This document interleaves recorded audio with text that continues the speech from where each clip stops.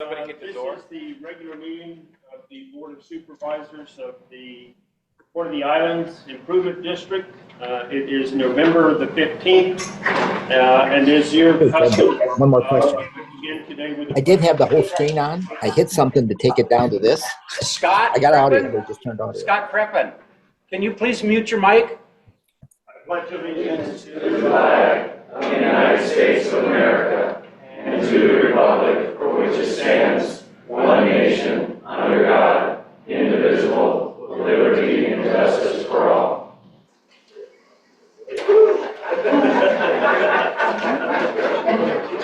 It's going to get hot in here, people, so keep the breathing to a minimum.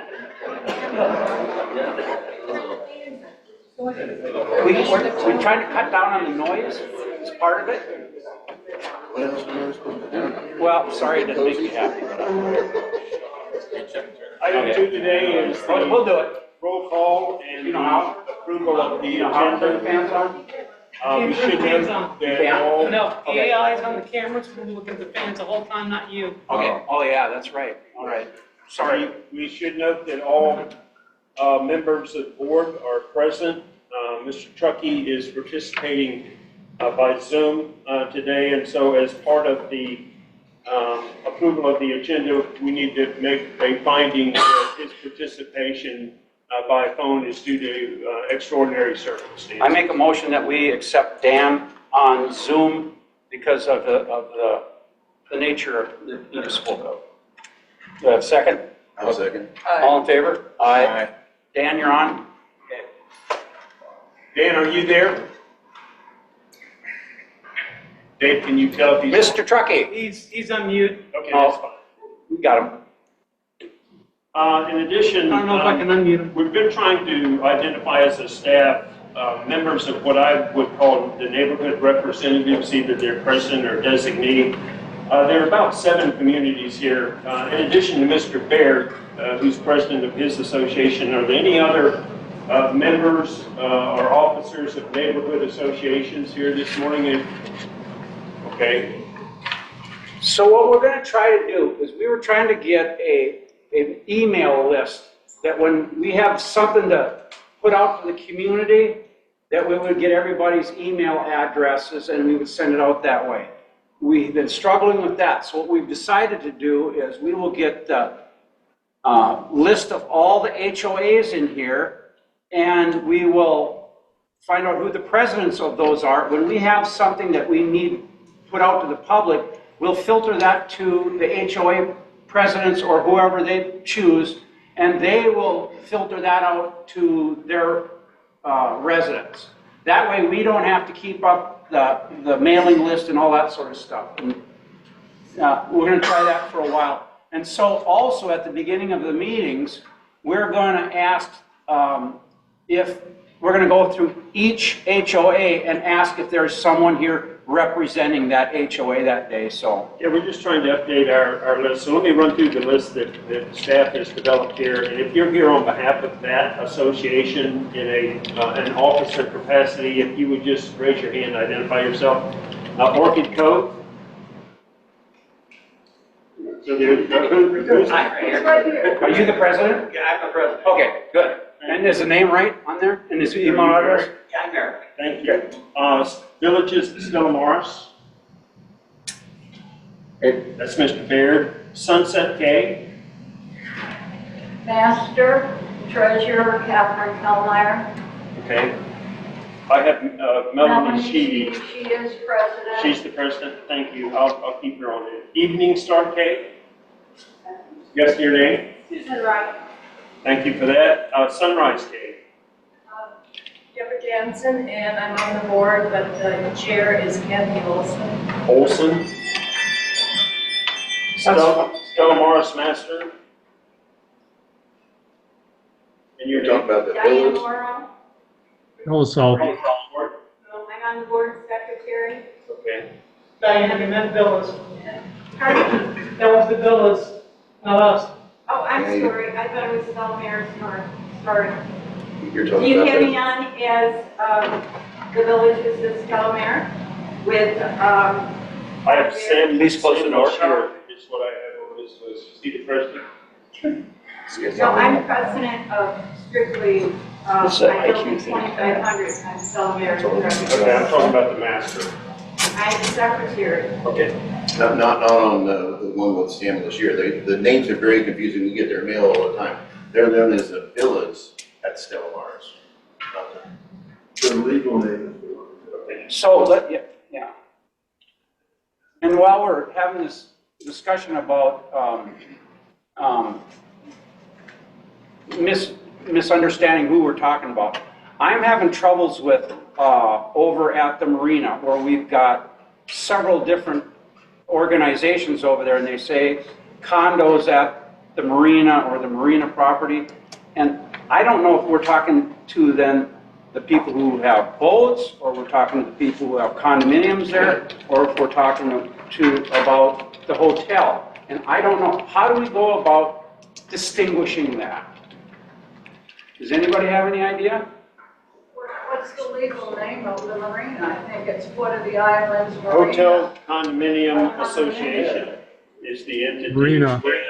Teddy Greco is the name that I have on this list. Yes, that's correct, and I'm the vice president, Teddy's the Okay. president of the Hotel Condo Association. Okay, thank you. So is there association that's just the boat slips and then just the condominiums? Condominiums have nothing to do with boat slips. That's what I asked, if there's a difference. Okay, thank you. And their name is, and what's the difference in the names? I don't know what the marina name is, it's Port of the Islands Condo Association, Hotel Condo Association. Yeah, I have that. Okay, good. Thank I'll you. let you know what the marina is. Okay, thank you. Thank you for that. Item 3 today are public comments, and just by way of this board's policy, we have generally allowed up to 3 minutes for public comments, and we ask people not to be redundant, so this is the biggest crowd that we've had since we were hired a year and a half ago, and so, I mean, if rather than have 10 of you say the same thing for your 3 minutes, if you could designate somebody if there's a particular concern. Otherwise, I'll try and help watch the clock on that. The first registered public speaker I have today is Mr. Benedict. Rick Benedict, if you would come, need you to come all the way to the front just to facilitate people who may be watching by Zoom. Hi, I'm Rick Benedict over on the lakes. I'm amazed you don't know the condo associations here, the marina and stuff. I get a bill for $850 for a hole in the water, and you don't even know who to contact over there? Okay. Besides that, I have this problem that seems to be, you have hired somebody to get you grants from FEMA, correct? And according to their website, they secured the grants. Is that correct? No. Then they're false advertising? We've got multiple grants in. Say that we've got. Excuse me, for over here, for the sewage and water plant. Steve, I can handle this if you like. We have numerous grants out there. We have received a couple of the grants. We had received a grant for the diesel generator. We've received a little bit for some pump stations. But all the big money grants that we're talking about are still working through FEMA. They've been applied for, they have not yet been awarded. Okay. We're sitting on money from the sale of property that could be put towards this, though? Towards what? Towards what you're supposed to be doing, fixing the plant, the plumbing, roads? We've separately budgeted for that. Okay. I'm just trying to figure out, because I never get an answer, nothing gets done there. All of a sudden I hear rumors about dog parks, and then you got this gated community shit that nobody ever talked about. Okay, that's enough. We're done. Move on. When you start swearing in the meeting, you're done. Go sit down. Just stop, I'm done with you. No, he has Saying something you don't want to hear? Yeah. He's entitled to, sir, you're entitled to the rest of your public comment. There's 3 minutes. If you'd like to finish speaking, you may do so. I advise the board not to cut off the speakers in their allotted time. Sir, if you'd like to resume, if you do want to resume, I And, understand. we, just in furtherance of the gentleman's question, we spent $250,000 on fixed capital improvements for the utility plant in the last quarter of the fiscal year that we just finished. In the first month of the fiscal year, October, we've already spent another $250,000 for a whole host of improvements that we can discuss in more detail under the utility report. But that work is on budget and on schedule in accordance with the capital improvement plan that is on the website. So in the last 2+ months, we've spent almost $500,000. Neil, if we did everything that's on that list today, how much money would we have? How much would we be in debt if we did everything that needs to be done? The CIP is larger than the cash on hand, so we would either need to borrow money or have some sort of special assessment. I don't have that, what the total is over 5. But also, we have explained in these meetings multiple times, if we start on a project before we get a designation from FEMA or from the state as to whether or not they're going to fund a project for us, that project will be removed from our grant process. So in other words, if we started on that water tank that we're going to build and the water tank that we're going to replace and all these other things, if we start on those today, we will not get a dime from any of these organizations. So yes, we can go ahead and we can spend our $4.5 million today, but realize that $4.5 million is gone from any possibility of getting it from FEMA. Our next speaker today is Ms. Kellmeyer. Good morning. Captain Elmeyer, 314 Newport Drive. I have a couple of general questions. On the first page of the website, it states that the website is managed by Premier District Management. Is that correct? That's not correct. Okay, can that be changed to reflect the correct information? We can't hear her. Please, could she get something so we can hear her? We cannot hear back here, Steve. I'm sorry. Okay, I have to stand on the X. I apologize. We apologize too. Okay. The next thing is on the front page, it states that there's 174 slips at the marina. Actually, there is 175 slips. I think that should be corrected. That takes care of that. Then, our association has 6 irrigation meters. I was late on one payment. I got with Neil. We've been dancing around this. I asked a point out question. Can you please forgive? We are respectfully asking.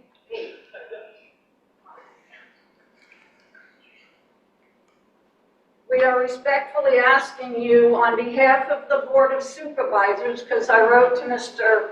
McNamee and got no response at his POI address, and to credit this account for the late fee of $25. I never got a definite yes or no. We danced around it. I also brought up that there was a problem, again, next door, where people are sending payments and they've been late by 1 day and nobody has given them the $25 refund.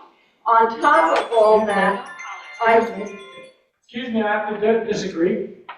I actually, If you don't mind, it's her turn to speak, and let's finish. I'm just correcting what she said, that nobody's got refunds. I understand. Steve, ahead. no. No, speaker off. Thank you. Steve, I'm not disagreeing that they forgave some. I'm not disagreeing on that. I'm talking one specific situation. Thank you. That's fine. My next thing is that Mr. Durrell said, the policy provides me as a designated authority to evaluate bills under protest if received within 7 days of the due date. You don't get the past due notice within that time frame that you were able to do that. So I take exception to that. Just everybody in the room, please know if you think you've got a problem with your bill, you have to contact them within 7 days. Thank you. Do you want to answer her? I have in 2 emails I know. in the past week, and I've indicated to the board does not have a role to play in waiving late fees. We did provide a 6-month grace period at That's- the beginning of the Anything you conversion. said, Let me anything, finish. I'm sorry. You asked me a Excuse couple of me. questions, I'm trying to answer them. We gave a 6-month grace period at the beginning of this process. We gave an additional grace period last Easter when we added the credit card or e-check payments. And so at some point, yeah, I've sort of cut people off. If you're late, you're late. We have given some grace under the 2 circumstances that I just mentioned. Thank you for the answer, and I expressed that in the email. Now, you have not answered my direct question. Are you going to forgive the $25? No, ma'am. No. Thank you very much for the direct answer. I thought when I sent you the last email and I encouraged you to sign up for e-checks or auto pay, that would help you going forward, because I don't believe you've done that.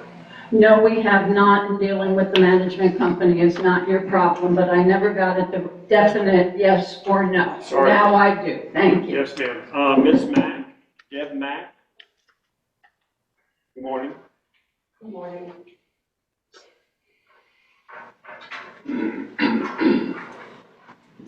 Good morning, all. This is my first meeting, and I guess I came to a contentious one. I just came with a lighthearted thing. I would like to know if there's anywhere that I could help organize a place for women to meet once a month or something. Do we have a room or something like that? I put it out on Facebook. I don't get any responses, and it's not the place for you guys to respond, but I know Orchid Cove has somewhere, but I would bet if we talked to Tom over at the hotel, he's got a big conference room there. I'm sure he would let you do that. okay, so I was trying to see if there's any interest if we met, some people once a month do a pop-up or something. That was all. Yeah, and if you need his number, you can get it from me after the meeting. Okay. I'll give you his phone I number. appreciate that. Our next speaker is Ms. Brownlee, who will be followed by Mr. Mazur. Ms. Brownlee. Hi, Joyce. Good morning. Joyce Brown. How you guys doing? Good. A couple of things I just want to bring up. We were talking about the security gates, and I guess you're getting a lot of different things. Yeah, once you use the microphone. On the security gates, are there going to be cameras there? Are we just putting a gate there and that's it? We don't even know. So far, we've only been in the discussion phase of all of this. Okay. That's why we put it on the website and whatnot, so that we could get input from people. Good. So much of this stuff that we talk about during meetings will never come to fruition. It's, we spitball ideas out there. It doesn't mean that we're gonna do them, but even like, for instance, when somebody says, oh, they're talking about raising our water rates. You know what? You're right. We talk about everything. Doesn't mean that we're going to do it. It just means we're gonna discuss it. Okay. So, Thank you. yeah, we put it out there so people can give us input. Excuse me. Anything else? Yes, a couple of things. One, our increase in our CID fees on BDOC is the same as what the increase is for all the other docks. B and D dock, as you know, only uses a little water. We don't use septic. Why the $676.45 increase? Tell her what the real numbers are. Yeah, I don't know the difference between an A dock or a B dock. The overall increase for a full ERP this year was $236, or about $19 per month. The combined assessment last year, our assessment is in 2 parts. We have a general fund and a utility fund. The combined last year was $1,463.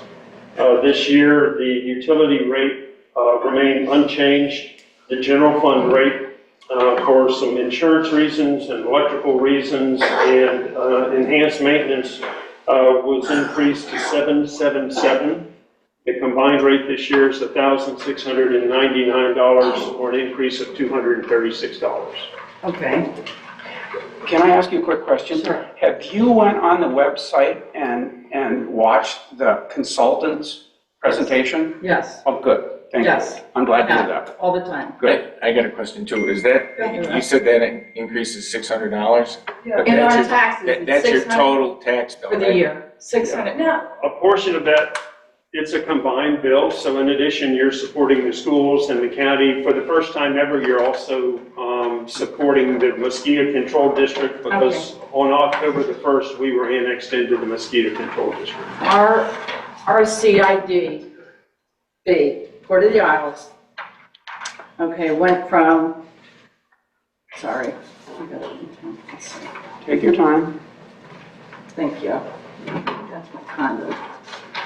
Mine's right here. The total increase, okay, was 670, we went from $213.02 to $889.47. Is this, again, one of these boat dock things? Yes. See this? No, it doesn't sound right. Tell you what, it doesn't sound right. If you'll hang on to that, but I know a year and a half ago, the board did change the ERU equivalency for the boat dock. I'm not asking that, I understand that, but it's $676 increase. If you'll see me at the end, I'll be It's not happy your to turn. look at that. Mr. Chucky, were you going to add something? Hey, I Dan. was going to comment, good morning. I was going to comment on that if you were at a 0.25 at the boat dock and you went to a 1, you would have about a $600 increase. And that decision was made a year and a half ago. That was No. made when we were discussing the budgets, before we had the deadline for the budget last spring to summer, we were discussing that at the meetings, yes. Yeah. So, just to help you with this as well, the O&Ms, the part that we changed from 0.25 and the 0.5 to a 1, that doesn't have anything to do with what's on top of people's properties. Nothing. That only works out when you're talking about the utility portion of our bill. Just let me finish. So, and there's 2 reasons that we did that. When we came in here, we saw discrepancies in a lot of different things how they were assessed in here. First of all, we do need more money because we're looking down this giant CIP thing. And also, we wanted to equalize assessments across the board to make them all the same for everybody. So nobody's being singled out any different than others. And and one of the reasons that we did that, because it's the law. We have to do it or we get sued. I hope that helps. No, because our condos went up $374. Our boat slips went up $676. I only have one other thing to say. Catherine, once more, you're going to be asked to leave the building. You know what? You leave the building. Yeah. We can do that. We can adjourn the meeting and leave. Is that what you want? One more thing. I'm the board president and I get to keep decorum in here. You're the law person, not the dictator. How are we going to go with this? Okay, just one more. We're all aware that the hotel is 2 years behind, correct? Yes. Okay, that's all. But, Thank you. no, in fairness, if you don't pay your property taxes or your assessment, an investor will purchase them at the tax auction when he has the tax auction in May. So I get my money, and if you don't pay your taxes and the investor does, then he has a claim of lien against you for not only your unpaid taxes, but whatever rate of interest he'd get at the public auction. Thank you. Okay, no, thank you. Neil, may I speak for a moment? I know we're heading down the road of the 0.25, 0.5, 0.8, depends where you live and what you live in. The O&Ms on your bill cover expenses like roads, storm sewer, all the landscape that we do across the Port of the Islands. All those expenses are not part of the water sewer plant. So we have the water sewer plant, which is separate, and we have the O&Ms, which are all those expenses that we have to maintain Port of the Islands. So the boats were at a 0.25 and a 0.5. The condos were at a 0.8 and houses were at a 1.0 for those expenses. When we looked at that, we said, is that right? Someone that has a boat or a live aboard boat drives into the community. They don't park out on 41. They drive into the community just like the rest of us do. So I own a condo. I paid a 0.8 for that O&M before. Do I use the roads any more than somebody that has a live aboard boat? No. Do I use storm sewer more than the boats do? No. Actually, I pay more for storm sewer in the condos because our condos from Kay's Drive through Stella Maris is all paid for by our association. When we turned our road over to the Port of the Islands, they would not take any of the storm sewer management costs whatsoever. So the condos, our master association, which is us, pays all the storm sewer. So last time we talked about this at the meeting, some of the people talked about, well, the boats don't use storm sewer. Well, they actually do. All right. But we pay more. I pay more at the condo because I pay all our storm sewer costs ourselves at the condo. So don't even think about that as part of this bill. When we talk about storm sewer, we're talking about runoff that gets into the roads, along the roads and things like that. The CID does have some storm sewer costs involved in that.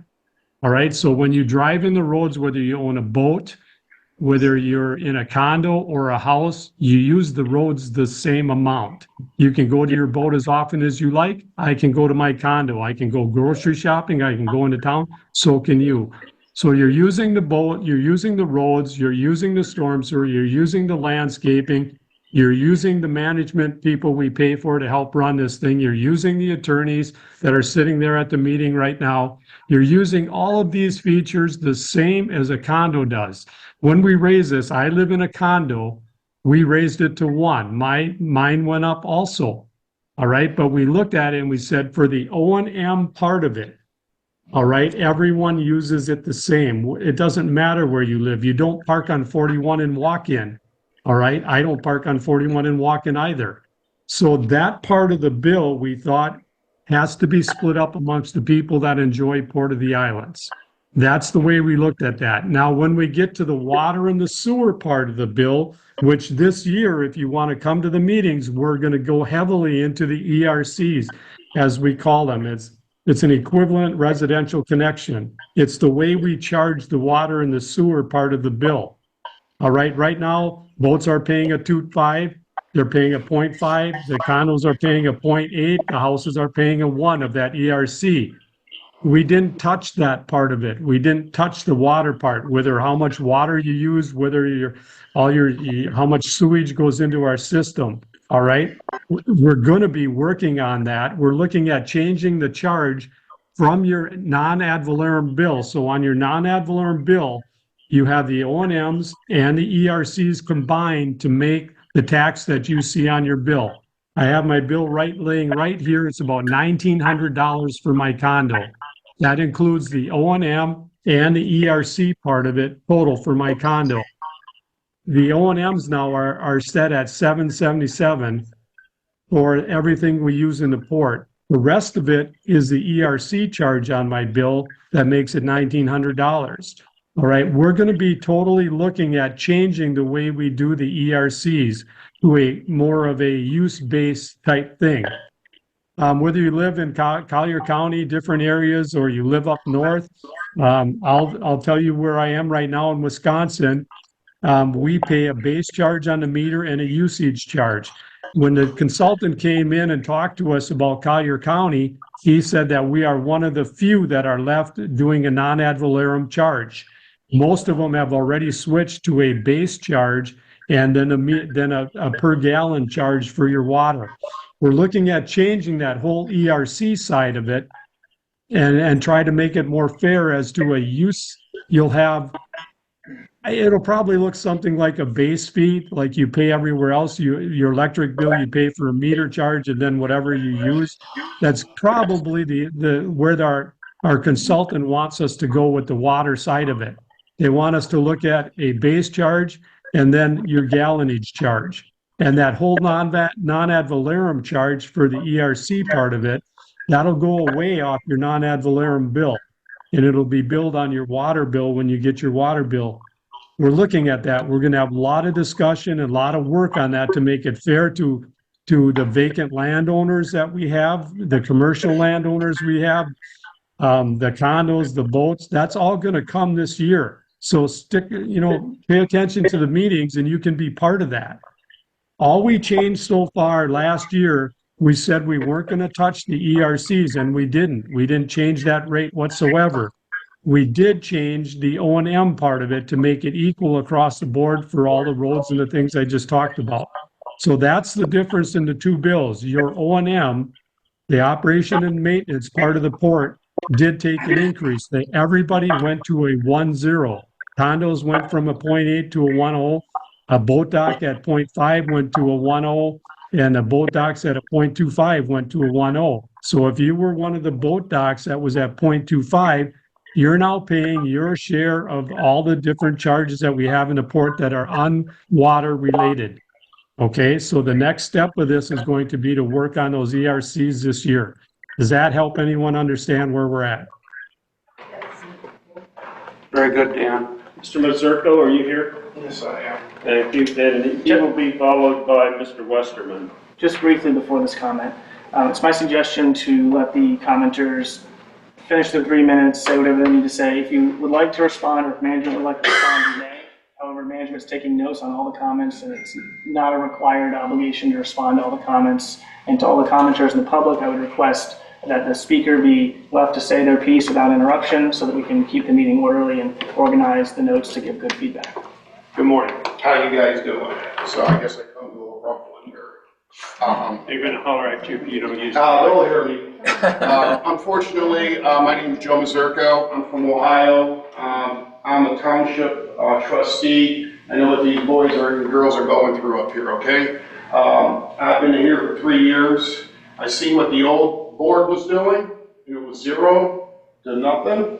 And I see what these guys are doing. So that's one compliment I want to give you guys for doing it. It takes a lot of courage to step out to help the public, okay? Number 2, a couple things. Buying of some property that we bought over here, you know, the 2 entrance ways over there. I just have a thing, I've been 7 years in my community. I'm selling properties that my old trustees bought. But when you sell those properties, what I would do is look into, there were industrial, I think that's the ones up front that you guys are. Commercial? Light industrial. Right. So I would either deed restrict them and put them back on the market, or rezone them and make them in the residential. Because at the end of the day, we don't need to own properties. Again, it costs maintenance, you're paying less in taxes and all that kind of stuff. Why should the board pay our taxes when it's coming out of our money? So I think that's something that they should look into. In regards to you guys spitballing, I like this spitballing idea. The gated communities over here. We got 3 different types of communities over here on the side that I live on in Newport. We got all the public assets. So the only way I think that works is with a garden there. That's going to cost money.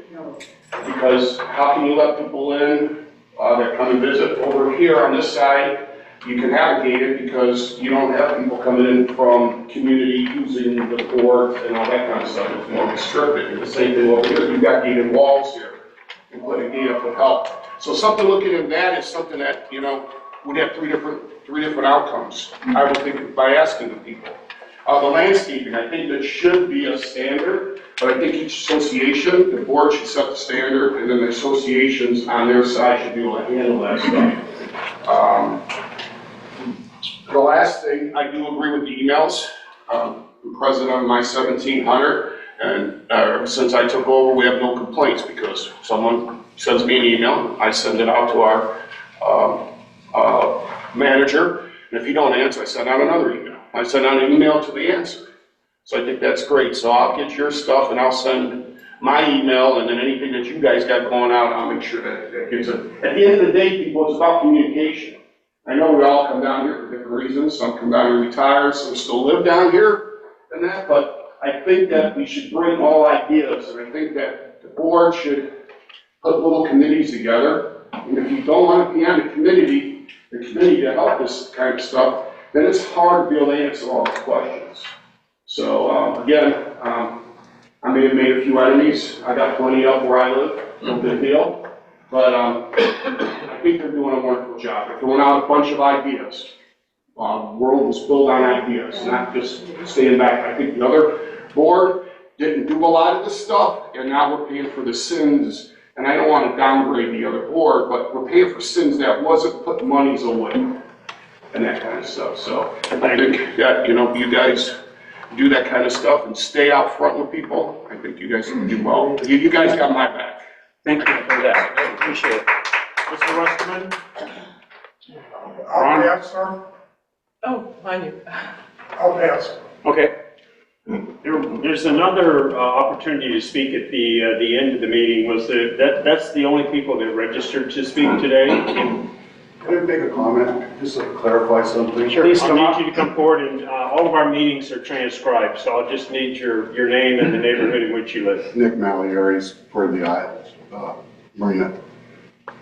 The gal earlier was talking about the slips. B and D are small slips. They're just for a pontoon boat or a center console. And the marina is separated in two different ways. There's liveaboards, and then there's those two docks that are not liveaboards. The last meeting that we came to, it was decided that it was going to go from 0.25 to 0.5 on B and D. And I think that's where the anger is. Why should somebody that has a pontoon boat be even paying the same thing as me living on a 62-foot yacht? I think that was. And so I'm just trying Proceeds, right? to clarify that. So the marina is separated into two different types. Thank you. Can I respond to that? Because I agree with him. And I don't even remember how it got passed. I didn't know what. Nothing to do with what's on the dock. And just let me finish. Was it Okay, a because or is it an O&M thing? B and D, you can't stay there 24 hours. You can't utilize that spot for 24 hours. All the other spots are like a house or a condo. You can use it anytime you want, 24 hours a day. So to me, there's a difference. And I thought we were at 0.5 on that. I'm just throwing that out there. And then. In that meeting, they said we're going to go from 0.25 to 5.0. Right, that's what I remember, but I didn't remember everybody going to one. That is a lot. But I just want to go over some other numbers. So some other numbers, okay? Now, in the last 6 years, we haven't had a rate change in the water, even though there was a 30% increase in inflation, okay? We haven't had an increase in 6 years on the water rates. And the non-ad valorem is virtually unchanged. It's not for some of you there, you get zapped pretty good, but we reduced it 3 years ago or 4 years ago.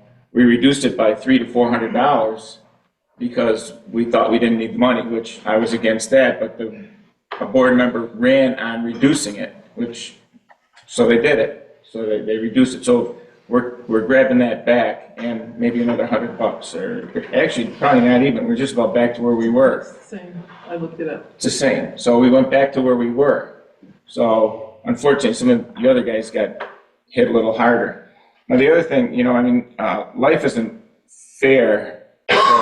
Is there anybody here from other than B and D docks? Anybody? Okay. Now, those other boats, I walked it yesterday, and there's boats there that are $1 million or over, well over $1 million. They're worth more than some of the homes around here, definitely more than the condos, right?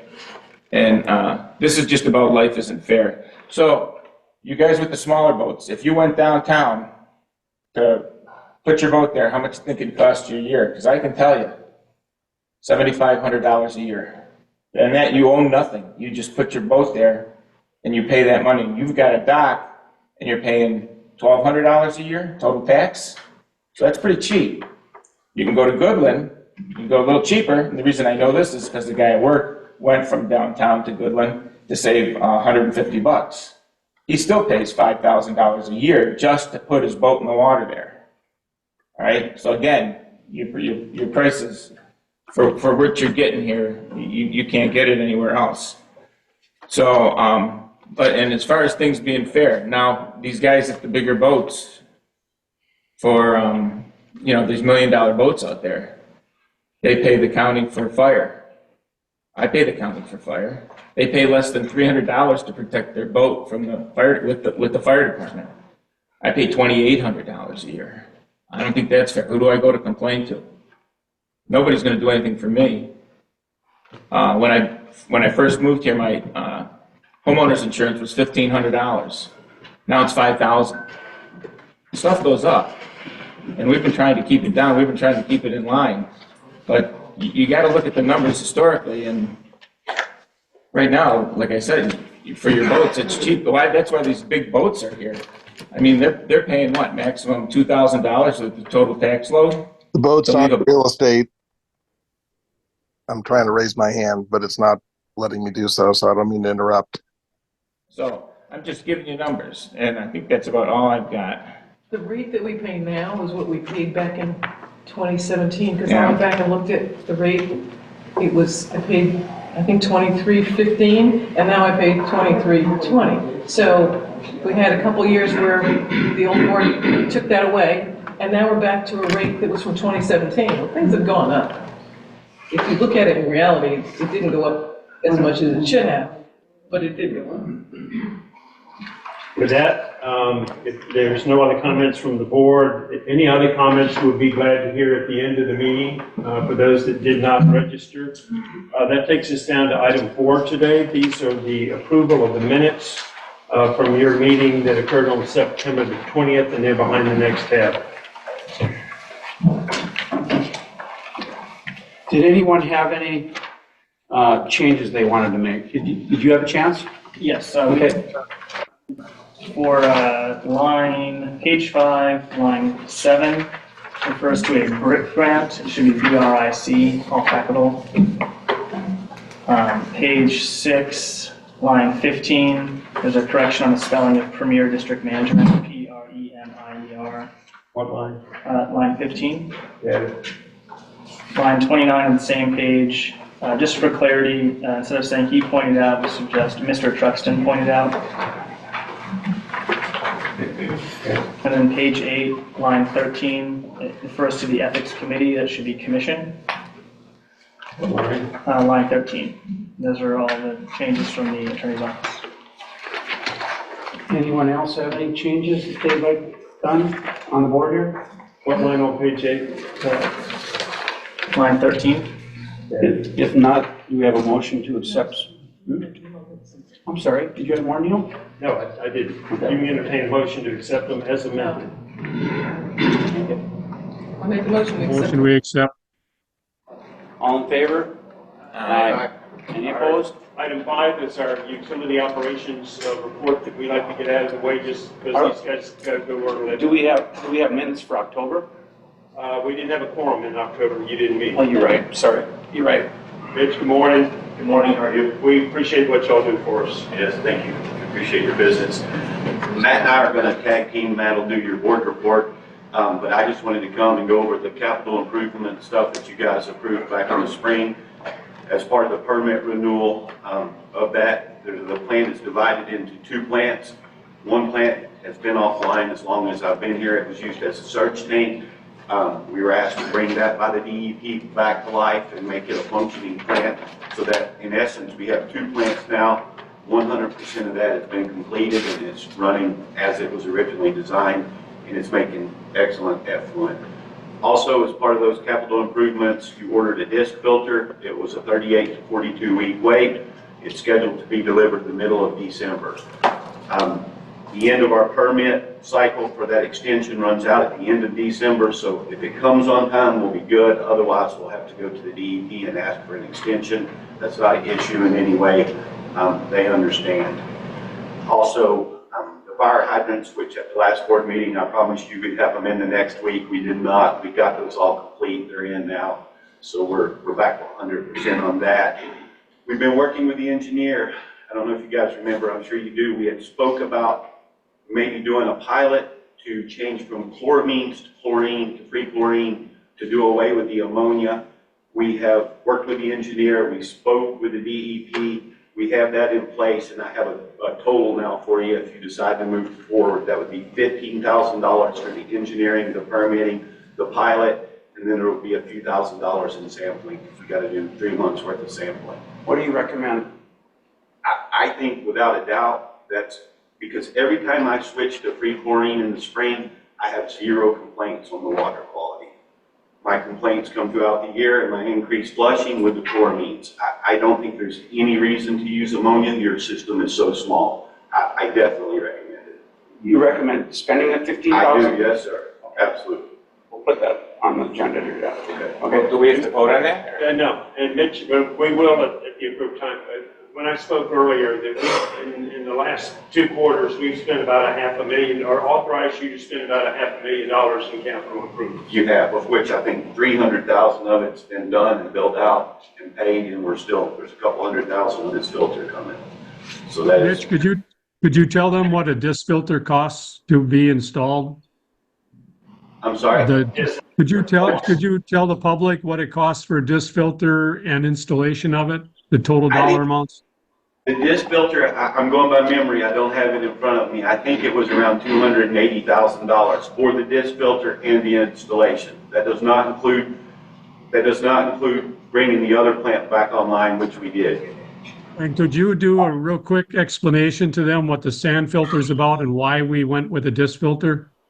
Sure, absolutely. Right now, the sewer plant, as the water is treated, it's a biological process. In the end, it's separated. The effluent, which is the clear water, it goes through a sand filter, which separates it even better because we have to meet secondary drinking water standards here because they're 100% reuse. And to do so, it's really tedious. Well, we only have one filter. It's a sand filter. And sand filter is really old technology. And your filter particularly is even older the way it works. So we have a lot of problems with constantly having to work on it. What we've put in is a automated disc filter. It backwashes itself. It's super simplistic in the way it works and very reliable. And it will just ensure that we keep those water quality standards down so that we meet secondary drinking water standards for our reuse water. We're going to talk about the piping. Matt, you want to come on up and go over the operation? I have one more thing while I'm here. I've had multiple calls about asbestos in the water. And in those calls, so they tell me that they're afraid there's asbestos in the water because of the line that we put a grant in for from the well to the plant. First thing, we test the water regularly, both raw water and drinking water. We've never had any positive hits for asbestos, so we're asbestos free. Second of all, the line that's in question is between the well and the plant. That line, that water comes and then it goes through the RO. So the RO removes everything. So that's secondary. If there was an issue, it's catching it. But again, any samples that we've ever had, and we sample regularly, we've never had an issue. We've had no asbestos results ever. So when a past board member puts on next door that we've got this threat for asbestos, and he's sat through these meetings and listened to you tell us this, is that a credible thing to be putting out there for the public? I can't speak for a board member. Ultimately, I work for every single person here. My job is to make sure that your water is safe, and I take my job seriously. It is checked every day by us, but then we also send those samples out to a secondary lab that checks the hidden stuff, and no issues. Okay, what else Sam put out there that we're in imminent danger of our water tank collapsing? Again, I can't speak for a board member. I work for everyone, but the tank, the water tank is in poor condition, but it is not going to fall down. We had at a previous meeting, you guys asked me, do we risk not having water because of this tank? And I think I gave you at that time 2 to 3 years before we were in that danger. The roofs had some leaks, which you authorized me to fix. We fixed those. It is okay for now. It's not gonna fall in. Does it need repair or replacement? Absolutely. But it does not have to happen today. So, and the reason that we're not going forward with that tank is because we lose our FEMA funds, right? That's my understanding. Yeah. So we have, in the tank situation, we have proposed a 250,000 gallon tank that we're working with FEMA to fund and install. Right now, the current tank is about 120,000 gallons, and we're looking at putting in a new 250,000 gallon tank. We have it in 2 grants. The one grant pays 75% of it, and we pay 25. The other grant, if we can get it, will pay 100% of the tank. We're working on that on both sides. We didn't drop it out of either grant right now. FEMA is changed their course over the last couple of months to being very, how do I say this without getting political? They've held everything up, let's put it that way. So we're working our way through that with FEMA to get funding for those grants. It's taking longer than we expected, but that's kind of the way the grant process goes. So altogether, we probably have $3 million or better. Kevin, you can help me with that? That are out there. The pump station across the canal, the tanks, a new tank, the new lines out to 41 from the plant, a new roof on the one tank. The disc filter is one of those grants to get that disc filter paid for.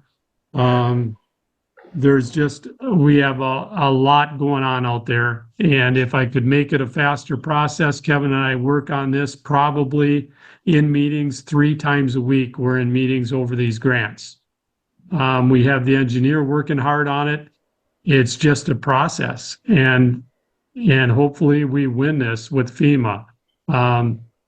Things are changing rapidly at FEMA, as we all know.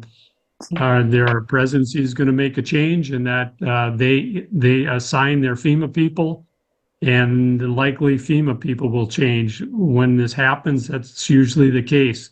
So working with these people is very difficult at this time. It's hard to get things done because of the political climate. So we're working on it.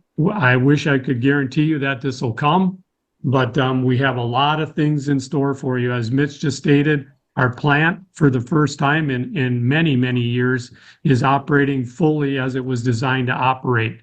That took a lot of money to get that back in order. So when people tell you that we're sitting on our heels and we're not doing any capital improvements, there is a lot going on behind the scenes that you don't understand. And any one of you, if you want more information, call me. I'll tell you everything I know.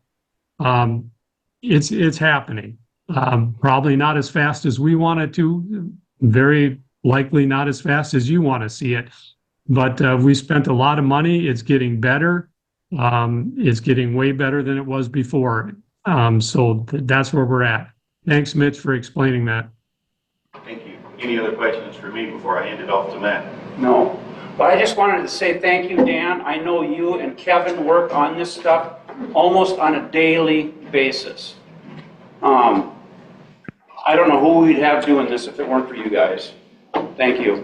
I just have one comment. Okay. If you get your information from next door, you're foolish. If you have a question, call one of the board members. I'm always around. Kevin's around. Russell's around. Ask the question.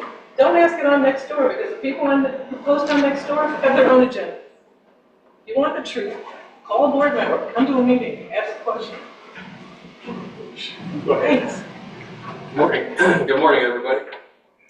I'm here to give you your monthly summary of the operations at the facility throughout the month. We're in accordance with our contract and regulatory requirements. Would you please use the mic? Yeah, sure. All wastewater plant requirements were met. All water distribution requirements were met. Reuse pump system is functioning properly for outgoing pressure of the plant. Station on the canal is still operating on 2 pumps. The water treatment facility received 2.06 million gallons of wastewater in October. The water plant produced 3.2 million gallons in October, and we distributed 5.66 million gallons of reuse in October. We had no odor complaints. We had some minor backflow repairs. We read 857 meters last month. We had 4 rereads. We used 310 gallons of chlorine. We inspected all pump stations weekly. We did our odor control checks. We had a lot of maintenance between the last board meeting and this one, so sorry, it's a long list. We shut down the reuse pumps to assist Soto with an irrigation repair, and that was just a quick on-off or off-on. So if anybody wondered why it was off, that was the reason. We pumped down and cleaned the chlorine contact chamber. We finished the cleaning of the surge tank, which Mitch already mentioned. New air headers were installed and welded. Calcite tank valves were leaking. We adjusted to correct the issue. We replaced a lot of the screens on the air loop valves out on the railroad. We replaced multiple meter boxes that had collapsed. We installed new meters for some construction projects. The new mixers were installed. Mitch covered that already. We installed new electric motors on the ROs. They just were going bad, just went bad over time. And then the other half of the plant is online. We had no safety incidents or OSHA-related accidents. And the fire hydrant replacement project was completed yesterday? That's correct. And how many were replaced? We replaced 3 hydrants and repaired 1. You had 4 rereads. Were they accurate? Yes. Have you ever had a bad one? No, not yet. Okay. We really appreciate you guys' job. Thanks. You're doing a wonderful job for us. Appreciate We it. really appreciate it. Yep. Enjoy the work with. Thank you. With that, Mr. Chairman, I think we have discussed thoroughly item 6A related the ongoing FEMA grants. All of the applications are filed, and as you know, we represent you on behalf of a local steering committee and spending additional time at the regional level with FEMA officials in Atlanta in the support of the grants that we've applied for. Item 6B today, the board received the results of the first utility rate analysis, in-depth in probably a decade, back at the beginning of the summer. We have uploaded the executive summary and the recommendations of that to the website, but you said you wanted to have a winter season workshop to present the findings in that, and if you could maybe give me a date or two today for planning purposes. I'm just following up on what you told me in June, which was you wanted to have a seasonal workshop to present those findings. I wouldn't do it between now and Christmas. People are distracted or they won't come, but perhaps in the peak season, January, February, March timeframe. Do any of you guys have conflicts in January? When would that be?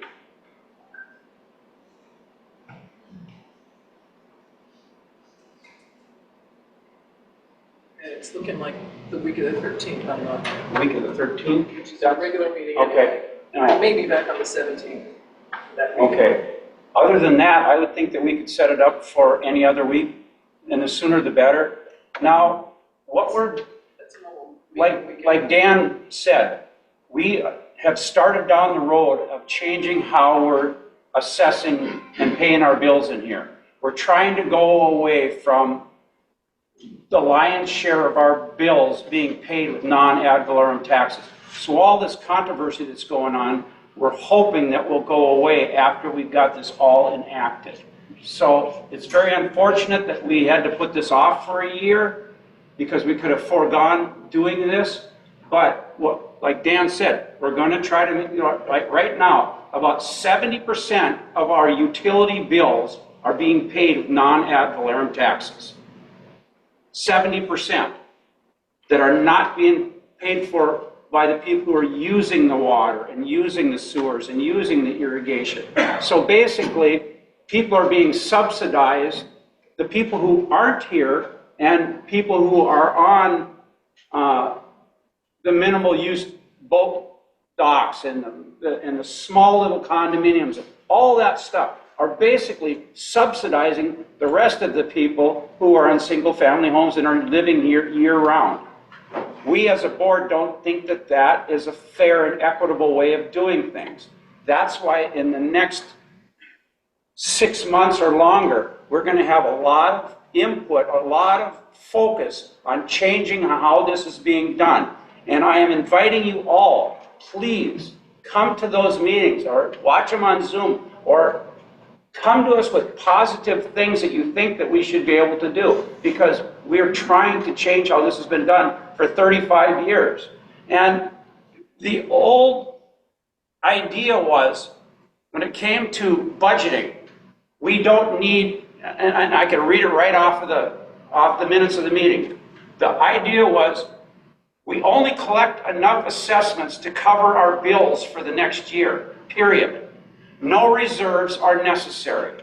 Well, that's all good and fine until everything wears out, and all of a sudden you've got an $8 or $9 million bill, and then now you're going to ask the people, how are you going to pay for that? We lucked out. We had a hurricane, and it's probably going to pay off for us big, but there's still going to be a portion of that, and who knows if we're going to get any of it. But there's going to be a portion of it that we're still going to have to come up with. And unfortunately, you know, in government, they say, well, just borrow money and our kids and our grandkids will pay for it. Guess what? We're the grandkids. The system needed to work now. As you can hear from our water management utilities people, we have been spending a lot of time updating our plant to a place that it hasn't been in decades. We've been doing all that while people are going on next door saying, this board hasn't done anything for capital improvements. You gotta get away from that scandal sheet.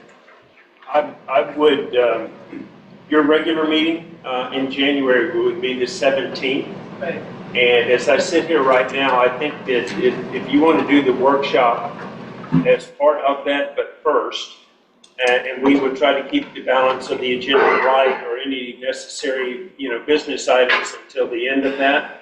Or and this would be subject to Mr. Ori's availability, by Zoom.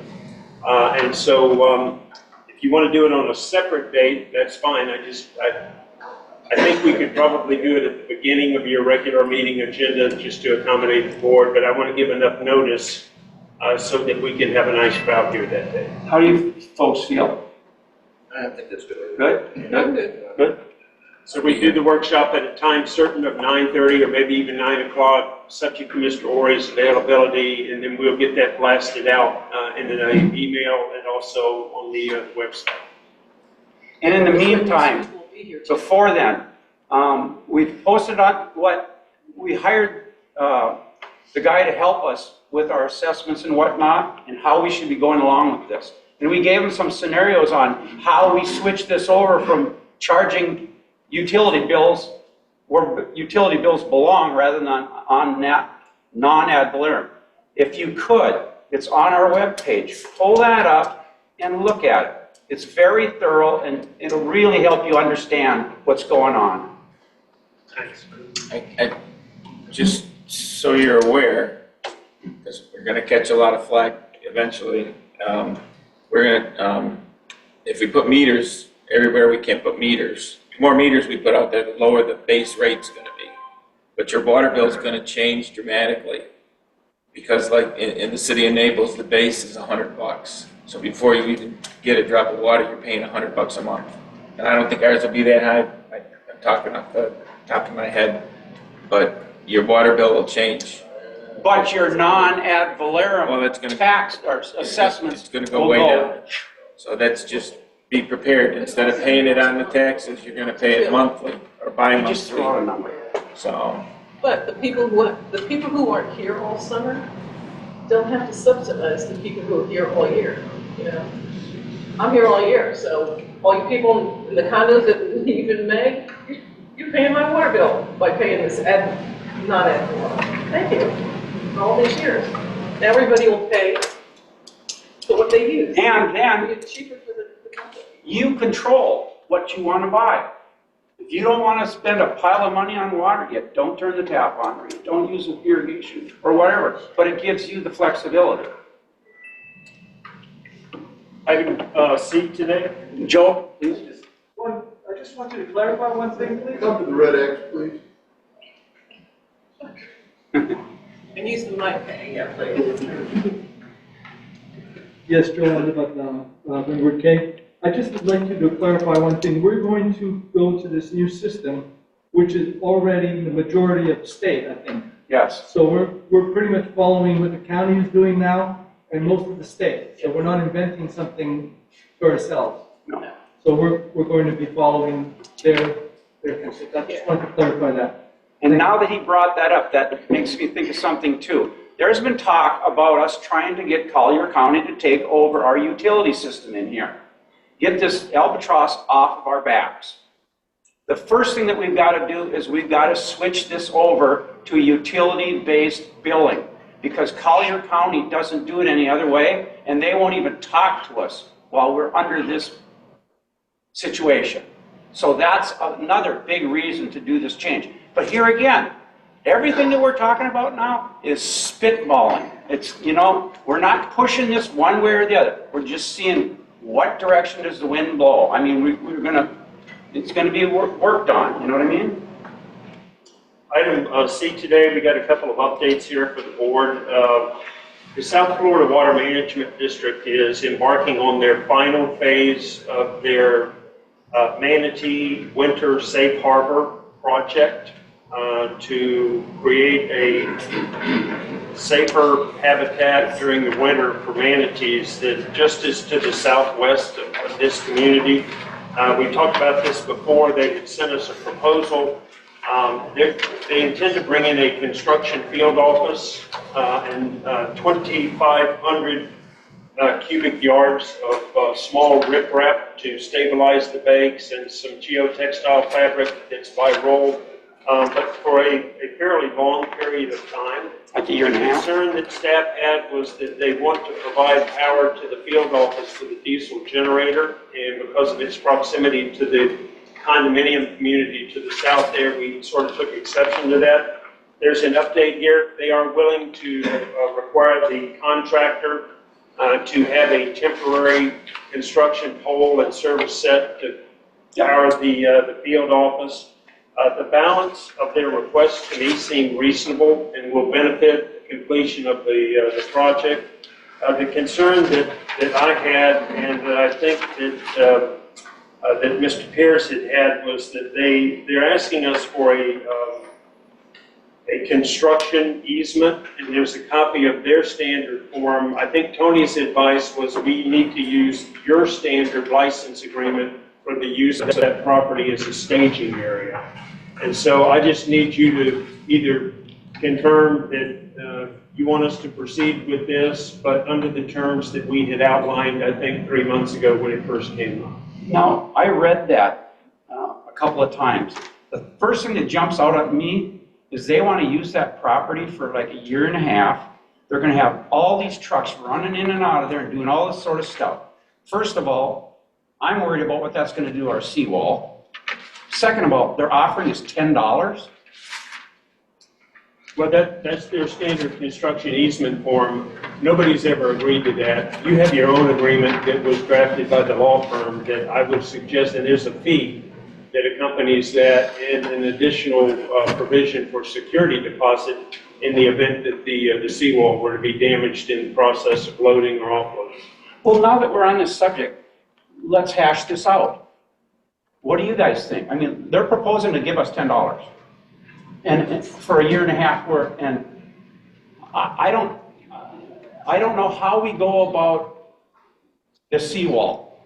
I mean, do we have them inspect it previous to doing this? No, in the event that you want to assist the water management district, and at some point we're going to want something from them, and so as long as we can, you know, go along to get along, so to speak, I think you can put whatever terms that you want onto your standard license agreement to use the property. So if you want an inspection, they would need to reimburse us for the cost of some sort of marine inspection both prior and at the conclusion of the project. We've already told them, we're not gonna let you bring diesel generators in here to provide power, and you're gonna use our agreement. And so we'll continue to move this forward, subject to those conditions if the board wants us to. I think it's a beneficial project.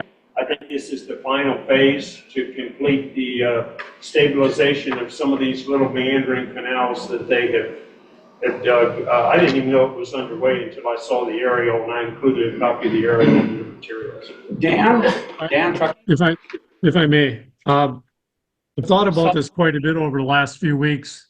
We've worked extensively with South Florida Water Management on the Everglades Restoration Project and protecting Port of the Islands, and really did not get a lot of assistance from them. So it brings up a couple of things. After talking with some people at the coffee over at the Marina building, there's a couple wise gentlemen there that have coffee, and we talked about South Florida Water Management could probably do some surge protection for the Port of the Islands down by the Manatee playground there. There's some different ideas we could propose to South Florida Water Management to use the property that would benefit the Port of the Islands. And I'd like to have an opportunity to sit down with South Florida and throw some things their direction. If they could open up a berm down there and alleviate some of the surge water we get during hurricanes, it would make the canal back. When they built the canal, they put all the dirt they took out of the canal on the west side and made a high ground bank that stopped some of that surge from going off into the Everglades. After speaking with some people, there's some real beneficial items we could work with South Florida. They're going to have equipment and barges and everything down there. That would be a project that maybe we can talk to them about and do something that would be important to the Port of the Islands for the use of that land for a year and a half or so. I don't think we have to just stand there and say, okay, you can do whatever you want with this. I think that it should be give and take, and so far we haven't seen a lot of give from South Florida Water Management. So I think we should take the opportunity to sit down with them before we make this decision and see what items they may be interested in working with us on that support our community. Would you have time to sort of spearhead that? I know your plate is full, but you have the best information on it. I would consider doing that. I know through a lot of meetings with them, with South Florida Water Management, I've gotten to know quite a few of their people. So I would certainly be part of sitting down with them and talking about some options. So quickly, just to paraphrase what he was saying, when they put that canal in, they moved all the dirt onto the west side. Well, when we get a storm surge, a hurricane surge, it comes down our canal. It can't flow out into the Everglades on the west side because we got basically what amounts to a dam going along there. What he's proposing is that we open up some areas in that dam so when that storm surge is coming down, it will be able to flow out into the Everglades before it gets to us and take some of that potential storm surge away from us. Yeah, that could happen. You know what? You gotta ask for it if you're gonna get it. So, But I definitely would like to put in there that we would get an inspection. it's like putting your finger in the dike. It's not going to do anything. Okay.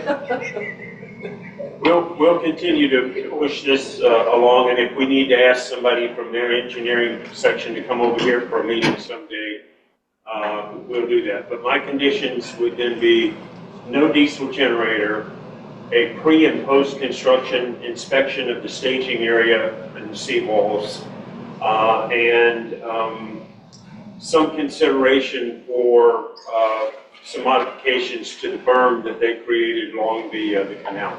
And then grading after the fact. Leave as you found. No, or better. That's part of your Great. existing agreement, and it would be based off of the fee. I think you established a $5,000 per use fee, so if it's going to go into a second calendar year, they need to pay $5,000 for each Right. year that they have work underway. Now, the other thing about that piece of property, we bought that property and we got like $560,000 into it. Someone said it's only worth 250. I pulled it up off the real estate things. One place it says they're valuing it at over $900,000. Another place they're valuing it at over $800,000. If someone comes along and has a use for that property, and the community thinks it's a benefit to the property, that property will be resold. Right? Going forward, Neil, with, before you forward that, I think we should have the meeting with South Florida Water Management and see if they're interested in any of these items, before we send that off and say, okay, if you meet this, we're good. I think we should have a meeting with them and discuss it. And then we can do our final deal. Then if appropriate, somebody from their engineering section would need to come over from West Palm Beach to. I'm sorry, we have a fellow back here who wants to speak. Please come up. Channel Director for the Islands Marina. And I know you guys won't, but we don't want to take off South Florida Water Management. Over the course of the winter, I've been working on trying to get our canal dredged. And I've reported to, I have many notes to show you guys next meeting. I've talked to many within the state, and I can't represent myself as part of the Port of the Islands dredging committee. They realized it was just me. That's fine. And I got to the point where they told me, Pat, you got this municipality has to do this. Okay. So Tell us what we need to do. So I'm gonna get all my notes, put together for you guys, who all contacted, who is involved in what decisions, and I'll turn that over to the board. But we definitely don't want to take them off, so you're gonna need something for the near future. What's the temperature of the water on getting something done? It's probably gonna be a 2-3 year project to get the approval and get everything done, and hopefully there's some money left for this. There's a good chance we can do it? Yes. Great. And we have, Thank you for your the whole efforts. channel doesn't need to be done. This channel has not been dredged since it was built in the Right. late 60s. And we've got 2 areas, really all that need to be dredged. The whole thing does not need to be dredged. When you're first leaving the port, within a quarter mile, there's 3 white PVC poles that the marina put out there. I hit going out in April. No one hits going out there, but there's stuff in there that needs to be removed. And then further down, where the canal opens up, and you can go left or right, quarter starboard with the area out there, just as it fills in with the current. This is very important to the community. Would you stay on the project? Yes, Yeah, so get together with any one of us that you want, or the management company, and we will do anything that we can to help you through this, because it's a dang good thing. Appreciate the help, thank you. Okay, now he brings that point up. That's the reason I don't really like the idea of cutting that berm. I mean, if you look down over, and everything's been there. So you cut it, pass through that berm, and something new, and then how do you know it doesn't empty into the silt into the main canal? So The thing is, the engineers are not gonna allow it if it's bad. Are you kidding? Oh, yeah, you're right, it's government. No, guys, it is not my goal to upset South Florida Water Management. It is a goal to sit down and discuss these items with them and see if there's something they can do with it. And maybe help us out when they have all their equipment already staged down the canal for the manatee thing. So I think it's a great opportunity to take advantage of that and see if it's something that they're even interested in. So before we put this in there, that's why I asked for a meeting, so we'd be able to sit down and discuss it with them and see if it's an idea that they're interested in, and would want to work on. So I think it's a great opportunity to try to maybe move some of that forward and see what they think of it. If they don't like it, they'll tell us that, that's not feasible, and that'll probably end the meeting. But I think it's an opportunity. And I like Neil's recommendation. You know, you worked with these people. Like you said, play along to get along. So with that, I've made those notes, and Dan will include you in any meetings that we're able to schedule and report back at the next meeting. Item D, again, today is just an update to let you know that we did receive the permit, the operating permit renewal for your wastewater treatment plant. I want to thank Johnson Engineering for their coordination on that going down the home stretch. The new permit is in effect for, I believe it's either 5 or 10 years, and was effective on September the 1st. There are some general conditions that accompany the permit reissuance and some biological reports and hydrology reports that have to be submitted. Those are general conditions that accompany any licensed wastewater treatment permit under the DER, and we'll deal with that in a matter of course. So you had a chance to work with this new engineering firm. How do you feel about it? Well, you know, Kevin and I had a relationship with them at our Pelican Marsh and Tiburon plant, so we have known of them for some time. I think they're outstanding. That's another thing. We quit having an engineer come to all these meetings. We've saved tens of thousands. The final business item I have today was just to share with you some of the statistics that we track with our call center. You know, we now have a 7-day-a-week, 24-hour-a-day call center for utility matters. I've included, we get monthly reports on this.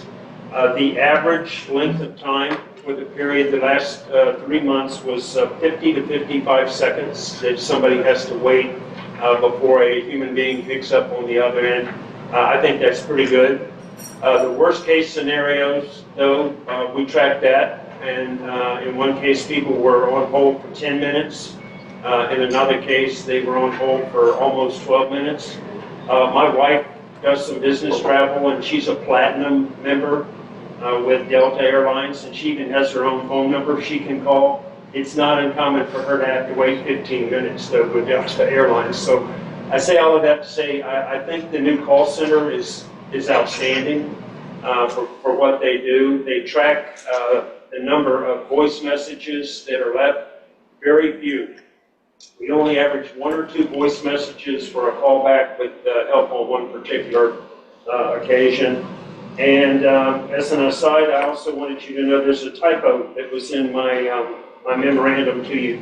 The current aged receivables for over 90 days is about $6,000, $6,400, and that's down from about $150,000 in receivables. So we've done a good job at whittling that down. 3 accounts represent half of that amount. And the balance are very small amounts, but for those 3, we've scheduled shut-off notices that requires me to put a door hanger on the door for the 3 accounts whose bill is in arrears over $1,000. That's in accordance with the policy that you have. Are we okay with the hotel?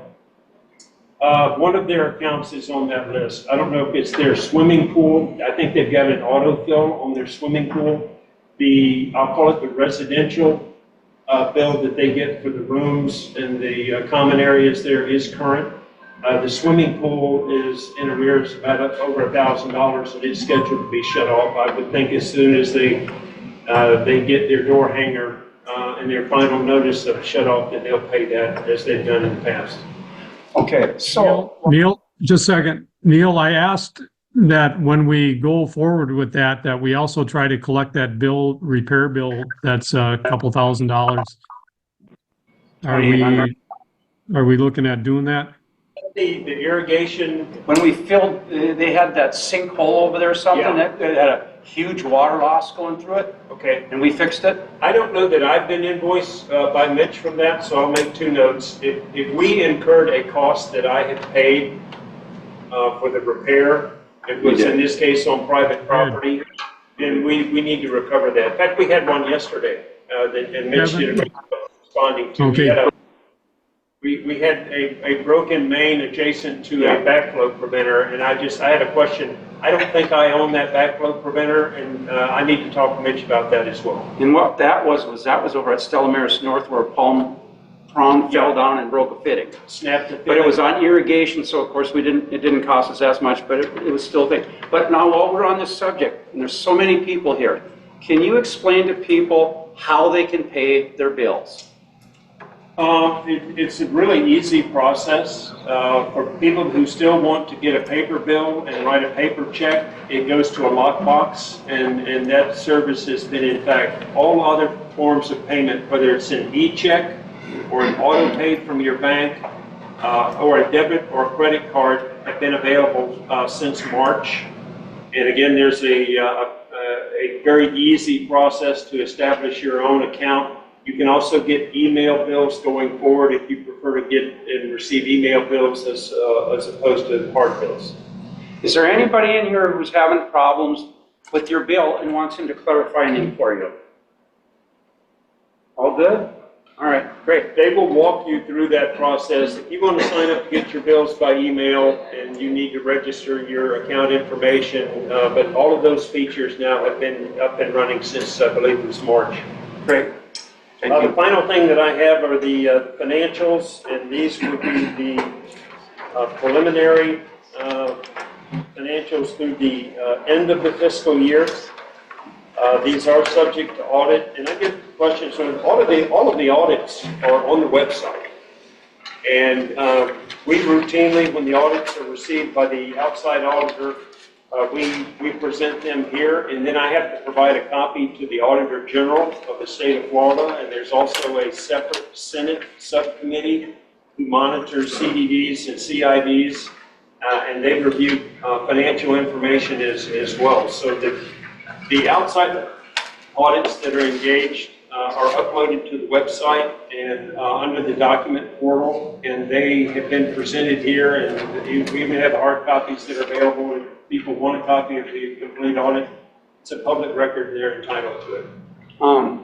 Terry O'Connell is having a problem getting that. I wonder if we should help her through that. She can call or send me an email for whatever year in question, but it's on the website and has been. Okay. At year's end, you had just about $4.6 million in cash, $4,593,000 in cash. There were an additional $15 million in fixed assets that are the value of the infrastructure and the utility system here, less depreciation. Total assets on hand at the end of September, $13,150,000. There were, on the liability portion of the balance sheet, there were $324,000 in payables. The majority of that, as I alluded to earlier, were capital improvements that were made to the utility system at the end of September and beginning of October. On the income statement, on the next page, you'll see that the most astounding thing to me was very good collections on non-ad valorem assessments between the two funds. A total of $234,000 in interest earnings accrued on your accounts last year. That's just as a result of you changing banks and piggybacking on the Board of County Commissioners Bank Service Agreement. We had originally forecast $160,000 in interest earnings. It ended up being $234,000 in interest on your deposits for the month. Very quickly, the general fund, the general operating fund, ended up $192,000 below budget at the end of the fiscal year, and the combined utility budget ended up being $119,000 below budget for the end of the year. So very favorable cash position, very favorable income statement, and with Kevin's help, done a really good job of controlling our maintenance costs, our administrative costs. Since I last saw you in September, we did, and I shared this with the chairman, we did place insurance with a new firm.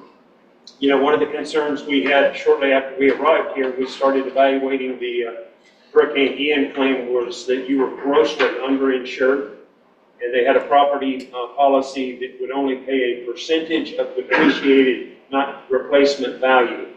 And I think it was poor judgment at the time, and so we have placed your insurance with the new firm at an increased cost, but for a much better level of coverage with an AM Best rated firm, and we were able to negotiate a 2-year fixed premium. So there will be no increase over the increase that was quoted, and we will not do and have another rate increase until we get to fiscal year 2026. Now, why that's so important that we got a new insurance coverage is the administration before us didn't have replacement costs on our insurance and a bunch of other things. We had a loss of close to $200,000.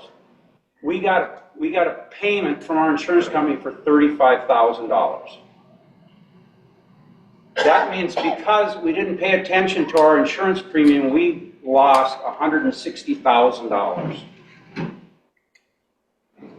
So good news. Yeah. And with that, that concludes my report for today. We'll take us down to Zach. Good morning, Zach. If I may, thank you, Neil and Kevin, for looking into that insurance thing and taking care of that. I know it was a lot of work, but we appreciate it. Good morning, Zach Lombardo. I'm with your law firm over at Piers Lombardo. And just as a transitionary note, I will be taking over this matter on your behalf. Tony and I are sort of reorganizing how we're handling various internal clients, so I'll be the primary for the islands. I'd be happy to talk to all board members one-on-one to go over any priorities you may have, so we can talk about that transition process. Just for reference, I'm very familiar, obviously, with your file, since I provide support work for Tony prior to this, but also I'm the city attorney for Everglades City, so I'm very familiar with the position you're in the sense of dealing with South Florida, being part of the Ochopee Fire Control Rescue District, and just some of the in wastewater treatment issues. The city has an extensive wastewater treatment problem in a similar sense that they were dealing with a lack of capital maintenance, a transition into appropriate capital maintenance, and it was a multi-year process that involved a lot of rate increases, reinvestment, and restructuring of the whole program. So I'm very familiar with the kinds of things you're working on. I look forward to working with you on a go-forward basis more directly. As far as some of the active litigation from a report standpoint, the PrepMac lawsuit has a mediation on Tuesday, so I expect to be able to have a substantive update for that at our next board meeting. The Premier District Management Public Records lawsuit, there was a hearing to expedite the process. The court was very favorable to the district and ordered the prior manager to produce additional records in a pretty short turnaround. We've received a response to that. I'm working on that with your management team to ferret out what we still do or do not have, and we should be able to provide a good response and direction as to that lawsuit. I don't want to, and we can talk about this as on a go forward, but when it comes to litigation, I don't think it's a great idea to go into extreme detail at board meetings. If there's a point when I feel that we need direction, I will ask for it so we can have a shade meeting to make sure that we can have candid conversations about settlement and litigation strategy if and when we need to have those conversations. But looking forward to it. If you have specific questions, I'd love to answer them. At this time, I'm looking at the meeting minutes and trying to catch up with where we are. I don't believe there's anything other than that. I know that the Parcel 13 process is moving forward. There's nothing, as I'm aware, pending right today on that. I actually had a meeting or a phone conversation the other day. It lasted about an hour with MI Homes, who have signed a letter of intent for all practical purposes. They have 90 days to come up to do their due diligence. At the end of that, they'll make a decision whether or not they're going to move forward with buying Lindsay Case's land. Very favorable working with Alan Gruber. It looks really good so far. So keep your fingers crossed that they'll find this favorable and we can move on with this. Anything else, Zach? No, sir. There's no engineer's report today. Additionally, there's no other old business or other issues that were outstanding that would take us down to any additional supervisor requests.